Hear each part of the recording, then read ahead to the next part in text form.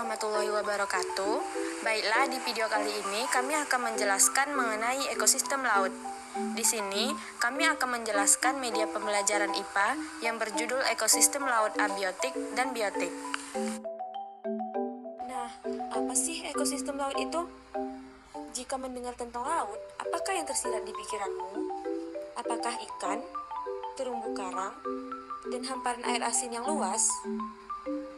Betul, semuanya terdapat di laut. Kita menyebutnya sebagai ekosistem laut.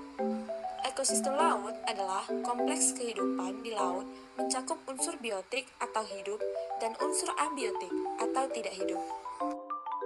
Baiklah, selanjutnya kami akan menjelaskan tentang ekosistem laut abiotik dan biotik. Sebagian besar wilayah bumi adalah lautan yang terbentang di sepanjang belahan bumi. Menurut Alexander Oparin, asal-usul kehidupan di bumi berasal dari lautan. Menurutnya, organisme di bumi bernenek moyangkan organisme yang terbentuk pertama kali.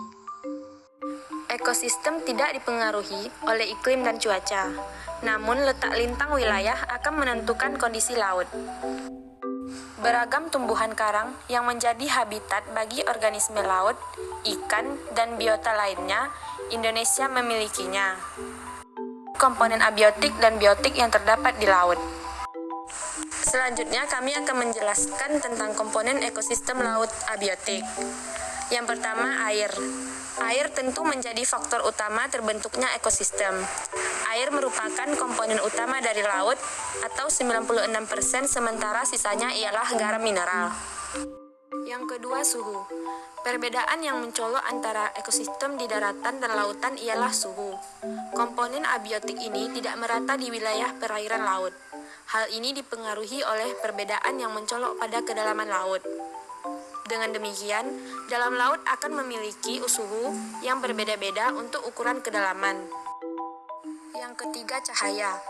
Matahari merupakan satu-satunya sumber cahaya bagi kehidupan di laut.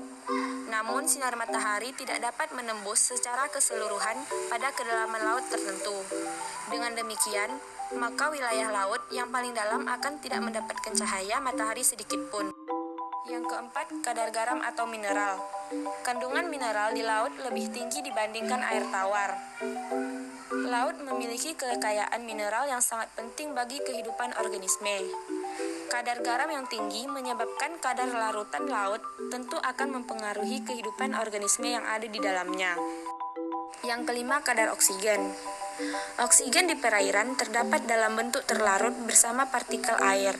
Dengan demikian, ini akan mempengaruhi sistem pernapasan pada hewan-hewan yang hidup di dalamnya. Umumnya, hewan-hewan yang hidup di dalam air ialah hewan yang memiliki kemampuan untuk menangkap oksigen yang terlarut dalam air melalui difusi, melewati kulit atau melewati insang. Yang keenam adalah kedalaman. Dasar laut merupakan daratan yang terendam laut. Kedalaman laut ditentukan atas dasar laut yang ditemukan. Kedalaman ini membentuk zonasi yang membedakan laut pada tiap-tiap kedalamannya.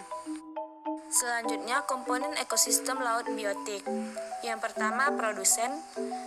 Kelompok produsen yang menjadi awal rantai makanan di laut ialah kelompok alga, uniseluler ataupun multiseluler.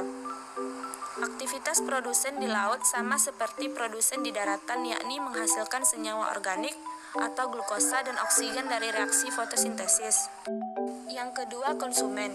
Adapun kelompok konsumen yang ditemukan pada ekosistem laut sangat beragam, mulai dari hewan invertebrata sampai ke hewan vertebrata. Laut memiliki kekayaan hayati yang tinggi dibanding di daratan. Yang ketiga, dekomposer. Dekomposer yang ditemukan di laut ialah kelompok bakteri dan juga protista mirip jamur, atau omikota dan mikota. Dekomposer sangat penting bagi kehidupan di laut. Selain menguraikan bangkai organisme yang mati, dekomposer merupakan mata kunci pada rantai makanan detritur yang terbentuk di lautan dalam. Nah, itulah tadi sedikit penjelasan dari kelompok 1 mengenai ekosistem laut abiotik dan biotik. Apabila ada kesalahan dan kekurangan dalam penyampaian materi kelompok kami, mohon dimaafkan. Assalamualaikum warahmatullahi wabarakatuh.